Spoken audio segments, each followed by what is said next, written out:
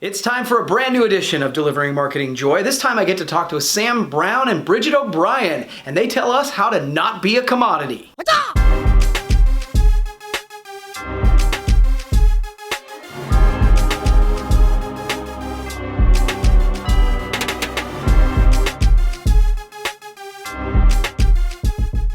Hey there, and welcome to another edition of Delivering Marketing Joy. I am your host, Kirby Hasseman, and joining me today, I've got a duo. I'm so excited about this. We've got Sam Brown and Bridget O'Brien from Brand Via.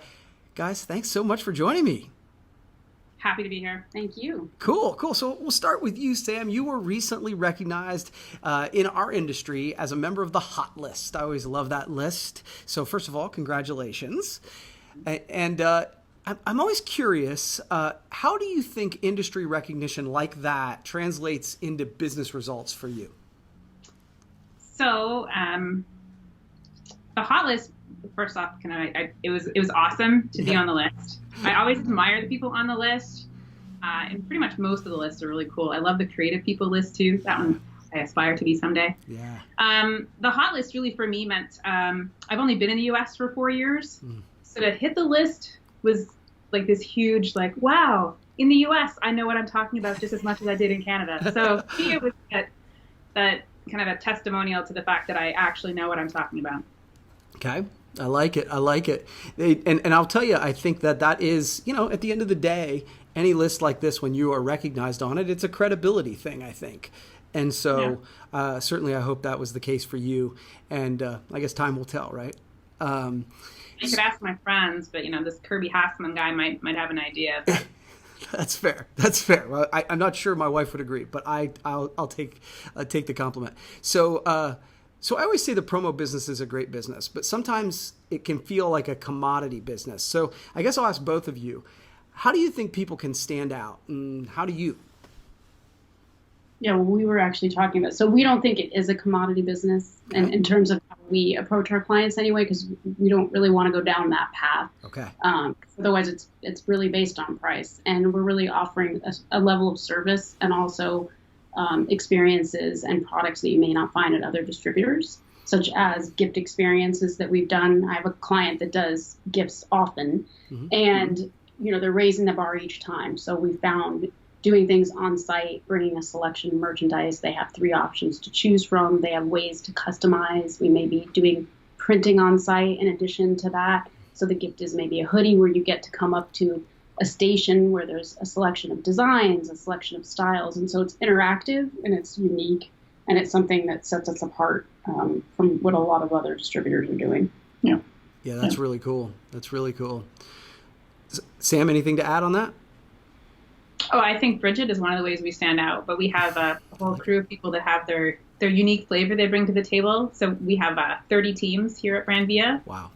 And so each of them has like their own specialty, their own perspective, their own interests, and they're allowed to bring that here to Brand Via. So it's not a corporate dictatorship. I can't even say the word dictatorship. It's really Monday, right? It's not a dictatorship, but so Michael brings his flair when it comes to the environment, and so that's what I love about Brand Via. It's really that alliance idea.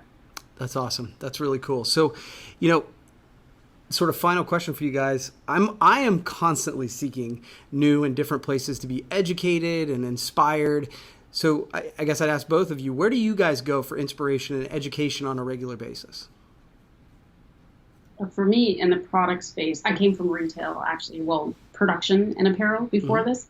So I'm kind of used to really looking at trends and going to retail and even crowdfunding sites. So for me personally, on a product level, that's kind of how I try to stay fresh, because really what clients want now is what they see in stores.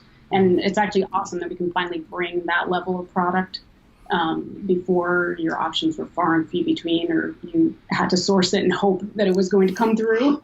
Yeah. And you're seeing so many tried and true vendors really carrying these amazing retail brands and making them more accessible to everyone.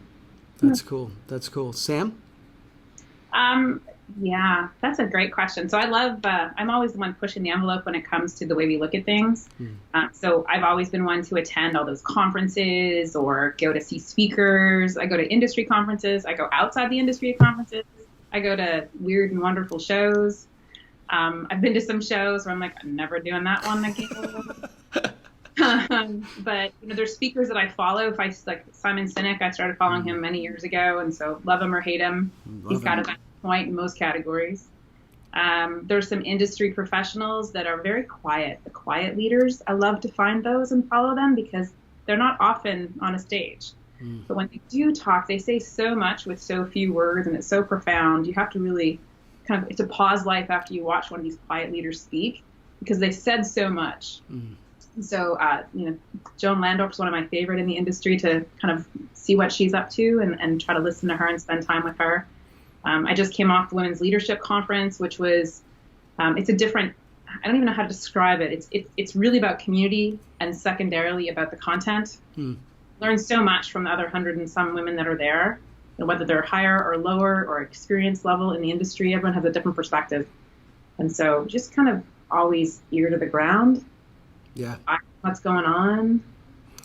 Yeah, and I actually love what you have to say about WLC. I've had several people who I admire and respect who attend that event that kind of say the same thing, that it's, yes, the content is really important and it's great, but I think you used the word community is the part that is the most valuable.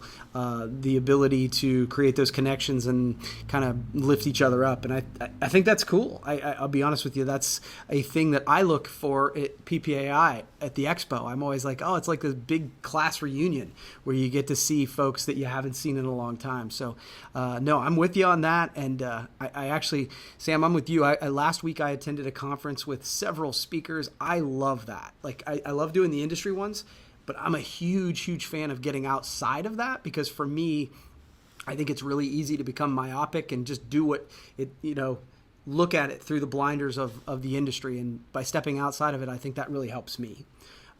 So I appreciate what you have to say there. So you guys have answered my 3 questions. I appreciate that. I give everybody a chance to ask me one question. Do you guys have one for me? So yeah, I have one for you. Okay. And so I would like to know if you had a crystal ball, given your experience in the industry and your observations of the world at large, where do you see the industry 20 years from now? So flash ahead. Wow. It can be idyllic is fine. Yeah. Where do you see it going? I think I've been saying for the last year or so, and I think this will be, especially in 20 years, it'll really, because it's just like, it goes slow, but by 20 years, it'll be big. I think that we are seeing our industry start to divide into 2 paths. One is specifically pricing. And so you've got your online competitors who are specifically trying to, what I call the race to the bottom, because I don't want to compete there. And then the other path is services based, whether that is creative, whether that's agency model, whether that's experiential, like you guys have talked about. I feel like that's where the industry is going. I think where people are going to be in big trouble is in the middle, squash just like grape. So because you kind of need to pick a lane. And I think, you guys are a little bit like we are. We're like, look, I don't want to compete with Walmart. That's not the place I think I bring the most value. I think we're going to try and move toward that other way. So I think that is where, without being like big picture where somebody, hey, this person's going to go direct or this is going to happen. I just feel like if you want to compete, that services based is where we're going to play. Yeah. Cool. Well, guys, thank you so much. I really appreciate you guys taking the time and doing this. We'll have to do it again sometime, okay? Sounds good. All right. Yeah, absolutely. That's going to wrap up this edition of Delivering Marketing Joy. We'll see you next time.